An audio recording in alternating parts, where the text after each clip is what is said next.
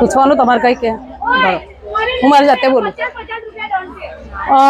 ગ્રામ્ય ઘટક 2 મારું નામ તસ્લીમાનું સૈયદ છે હું આંગણવાડી વર્કર છું અમે આજે પહેલા અમે ઓફલાઈન બંધ કર્યું હતું 3 તારીખે અમે બધા આવેદન આપ્યું હતું અને 3 તારીખે અમે ઓફલાઈન કામગીરી ઓલરેડી બંધ કરી અને આવેદન આપ્યું તો આજ સુધી સરકારને એ ઓફલાઈનની બી કહીએ નહીં તો પછી અમારે મજબૂરન આજે 18-19-20 3 દિવસ અમારે બિલકુલ તાળા મારવા ઓફ ઓન બધું બંધ રાખી અને અમે આંગણવાડીને તાળા માર્યા છે અને અમે એટલા બધા બહેનો એ થઈ ગયા છે કે આ સરકારને અમે એટલી વિનંતી કરીએ છીએ કે આજે અમે આંગણવાડીને તાળા બાળકોનું આજે પૂરક પોષણ અમને બી દુઃખ થાય છે કે બાળકો અમારા પૂરક પોષણ અને પૂર્વ પ્રાથમિક વંચિત છે પણ આ સરકારને ના તો બાળકોની પડી છે કે ના તો બહેનોની પડી છે બસ એને પોતાની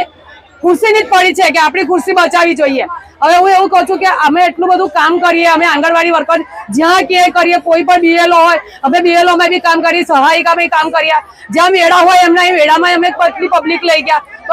એ સરકાર અમારે સમૂહ જોવા માંગતી નહીં અમારા ના તો બિલોના વ્યવસ્થિત પૈસા આપે છે 2022માં મોબાઈલ આપવાનું વચન આપ્યું હતું આજ સુધી મોબાઈલ નહીં આપ્યા અમારા ઘરના પર્સનલ મોબાઈલમાં એ લોકોની જેટલી બધી એપો છે કે 6-7 એમની જ એપો છે અને એ નેટ પણ એવું જીઓનું આપ્યું છે કે કઈ જગ્યા તો પકડાતું બી નહીં ને નેટ વહેલું ખાલી થઈ જાય છે એટલે અમે એમને કહે કે તમે મોબાઈલ પણ અમને સારા કક્ષાના આપો અને નેટ પણ એવું 5G આપો કે તમારી સરકારની હર એપો અમારીમાં થાય ને કામ અમે વ્યવસ્થિત કરી શકીએ હવે એ લોકો એવીટી લાયા કે એવીટીમાં બાળકોના માથા હેડ દેખાય એ પ્રમાણે તમને ત્યાંથી પૈસા પૂરક પોષણ આવશે અમે હવે 50 સંખ્યા હોય 40 હોય તો 15 દેખાય કે 20 દેખાય છે અને આપણે એ લોકોને કહીએ છીએ એવું કહે છે કે તમારા બાળકો ઓછા ને એટલે તમે આવું કરો છો પણ એ લોકોની હાજરીમાં બી અમે હેડ લેવાનું કહીએ છીએ તોય આવતા નહીં અને જતા નહીં બીજું કે એ લોકો અત્યારે MMY કે MMY નું કે તમે ઓનલાઈન કરો એ અમે KYC કરવાનું હવે એ લોકોના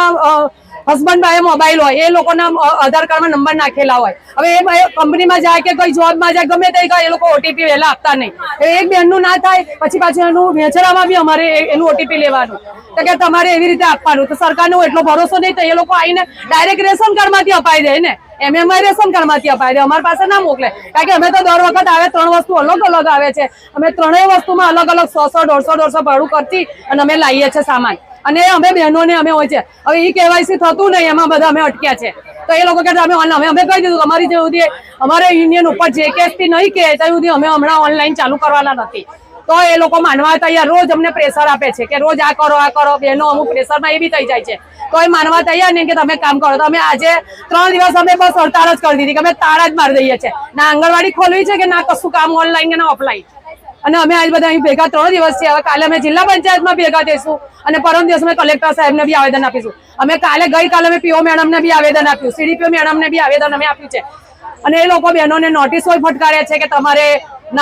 આ કામ કરવું પડે સરકારનું કામ છે સરકાર તમને તમારી ત્યાં કદર કરે છે સરકાર જો કદર ખરેખર કરતી હોય તો અમને અમારી હાઈકોર્ટના ચુકાદા પ્રમાણે અમને પૈસા અમારું સેલરી ચૂકવી દે બરાબર હાઈકોર્ટનો ચુકાદો માનો ને હાઈકોર્ટ ચુકાદો આપણે તમારી સરકારે માનવું છે એ તો સુપ્રીમ કોર્ટમાં ઉપડી ગયા હવે એવું કહે સુપ્રીમ કોર્ટ જેવું ને હવે સુપ્રીમ કોર્ટ કરે ચુકાદો આપે અને કયા બહેનો ત્યાં બહેનોને સેલરી વધારે મળે બહેનો કામ કરે એટલે અમારી રિક્વેસ્ટ છે સરકારને કે બહેનો માટે તમે આટલું બધું એ ના કરો બહેનોને તમે યશોદા માતાનું વિરોધ આપ્યું છે તેને એ પ્રમાણે રાખો અને એના સાથે બિલકુલ શોષણ ના કરો અને બહેનોની માંગણી પૂરી કરો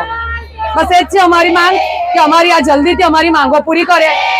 અને બહેનોને બીજું કે 58 વર્ષે કે રિટાયર કરી દો એ લોકો ગવર્મેન્ટમાં ગણતારી બેઠા રિટાયર કેવી રીતે કરી શકાય જેવું બીજા રાજ્યમાં છે કે ભાઈ 60 વર્ષ અમુક રાજ્યમાં એવું છે કે બેન 70 વર્ષની થાય તોય કામ કરી શકે તો એવું કામ આપણા રાજ્યમાં નહીં તો અમારી બહેનોની પણ ઉંમર વય મર્યાદા વધારે અને પેન્શન કરે કારણ કે બેન 35 વર્ષ 40 વર્ષ બી નોકરી કરીને એ બેનને હાથમાં કઈ આવતું નહીં એ બેન બિચારી મહેનત જ કરતી હોય પછી એને પૈસાનું પણ ના પેન્શન મળે કે ના કરે તો અમને બી મળવું જોઈએ અમારી સરકાર પાસે કે અમારી બહેનો જયારે 60 વર્ષ થઈ જાય પછી એને વધારે પૈસાની જરૂર પડે અત્યારે એને નોકરી કરીને ગુજરાન ચલાવ્યું છે તો પાછળ તેને વધારે જોશે ને તે અમારી બહેનોનું આપણે અને પાછળની પેઢી આપે અને પેન્શન પણ આપે અને બહેનો પ્રત્યે લાગણી અનુભવે અત્યારે 10,000 છે 9,950 કોર્ટે અમને હેલ્પરોને અમારે કાર્યકરોને 24,800 અને હેલ્પરને 20,500 લઘુત્તમ વેતન સરખું કરાયું છે એ ગઈ એપ્રિલ 2025 થી 2025 થી ચુકાદો આપ્યો છે, પણ હવે ગુજરાત સરકારે માન્યું નહીં. અત્યારે બીજા રાજ્યમાં કોઈ રાજ્યમાં 18,000 છે, કોઈ રાજ્યમાં 25,000 છે, કોઈ રાજ્યમાં 12,000 છે, કોઈ રાજ્યમાં 15,000 છે, અને આપણું ગુજરાત એટલું સમૃદ્ધ હોવા છતાં આપણા ગુજરાતમાં પગાર વધારવાનું નામ નહીં લેતા. હવે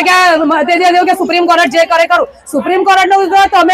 તમે જ્યાં બે ગયા તમારા જ માણસ એવા બેસી જાય તો અમને કઈથી વહેલો ચુકાદો પડશે. એટલે અમારી એટલી જ બહુ છે રિક્વેસ્ટ કે સરકારને 2027માં ચૂંટણી લડવી હોય, આવું હોય તો અમારી બહેનોનું આપે ને અમને બહેનોને ખુશ રાખે તો જ આગળ વધશે.